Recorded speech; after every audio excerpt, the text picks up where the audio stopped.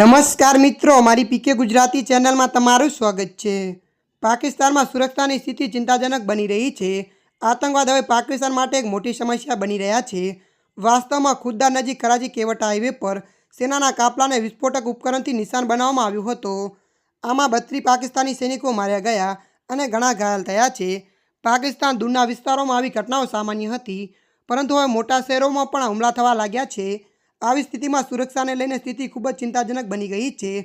સ્થાનિક media report અનુસાર આ હુમલો કરાચી કેવટા હાઈવે પર પાર્ક કરેલી કારમાંથી થયો હતો। અહેવાલો અનુસાર આ કાફલામાં 8 સેનાના વાહનોનો સમાવેશ થયો હતો।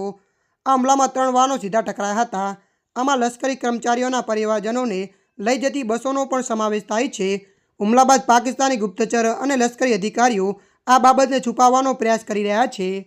ત્યારે મિત્રો, હાલ માટે આટલું। મળીશું નવી અપડેટ સાથે। જો તમને અમારો વિડીયો પસંદ આવે, લાઇક, શેર અને સબસ્ક્રાઈબ કરી નાખજો। ધન્યવાદ।